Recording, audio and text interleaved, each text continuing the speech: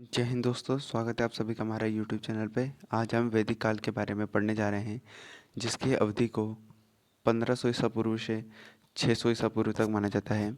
यह काल आपकी हड़प्पा सभ्यता के बाद आता है, जहाँ हमारी हड़प्पा सभ्यता के काल को 2500 ईसा पूर्व से 1750 ईसा पूर्व तक माना जाता है।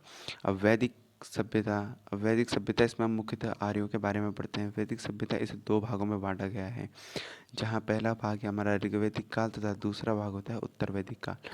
ऋग्वैदिक काल का समय 1500 ईसा पूर्व से 1000 ईसा पूर्व तक माना जाता है। वहीं उत्तर वैदिक काल का समय 1000 ईसा पूर्व से 600 ईसा पूर्व तक माना जाता है। इस काल में हम मुख्यतः आर्यों के बारे में पढ़ा करते हैं और हम ये समझते हैं कि आर्य सर्वप्रथम भारत में कहाँ थे। तो यदि हम आर्यों के मूल निवास की बात करें तो इनका मूल निवास स्थान मध्य एशिया को माना जाता है।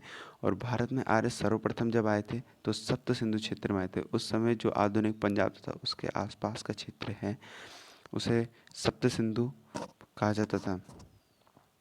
इसी के साथ साथ हम इसमें आगे बढ़कर ये देखते हैं कि ऋग्वैदिक काल आर्य, अब जहाँ हम पहले इसमें दो तो उत्तर वैदिक काल के बारे में बाद में जानेंगे, शुरू में हम पहले ऋग्वैदिक काल के बारे में देखें। ऋग्वैदिक काल आर्य इस समय छोटे छोटे कबीलों में विभक्त थे। जिससे हमारे ये छोटे छोटे गांव थे, उसी प्रकार से आर्य भी छोटे छोटे कबीलों में रहते थे, जिन्हें जन कहा जाता था। ऋग्वैदिक साहित्य में कबीलों को जन कहा जाता था और शासक होता जो उसे राजन कहा जाता। यहाँ सबसे छोटी इकाई जो थी वो कुल या परिवार, राजनीतिक इकाई जिस पे राजा राज किया करते थे, तो वो सबसे छोटी इकाई थी, वो परिवार होती थी, जो अभी भी होता है, हमारा परिवार होता है। और कई सारे परिवारों को मिलकर ग्राम बनता था, जिनका जो लीडर होता था उसे ग्रामणी कहा जाता था। और कई ग्रामों को मिलकर फिर विश्व बनता था, जिसका मुखिया विश्वपति कहलाता था। और ऋग्वेद में जन का तो 275 बार उल्लेख है तथा विश्व का 170 बार उल्लेख है, जहाँ विश्व को मिलकर जन बनता था। अर्थात जहाँ जन का उल्लेख 275 बार है, वहीं विश्व का उल्लेख 170 बार है। यहाँ परिवार था जो हमारा पितृ सत्तात्मक होता था। समाज में वर्ण व्यवस्था कर्म पर आधारित थी, मतलब जो ये जातियाँ बनाते हैं वो कर्मों के आधार पर होती थी। अर्थात जो क्षत्रिय का काम करेगा वो क्षत्रिय, जो ब्राह्मण का काम करेगा ब्राह्मण, और इसी प्रकार से इनमें विभक्त थे। और यहाँ पर ये 4 वर्ण थे।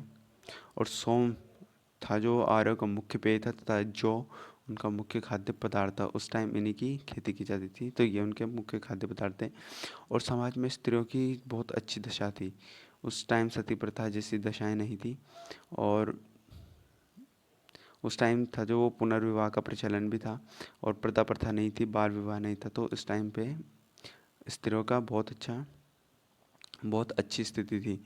वहीं हम आगे बढ़ेंगे तो हम जानेंगे कि जो इस टाइम के प्रमुख देवता थे, हमारे प्रमुख देवता में इंद्र थे। इंद्र को सबसे प्रमुख देव माना जाता था, तथा उसके बाद अग्नि व वरुण का स्थान आता था।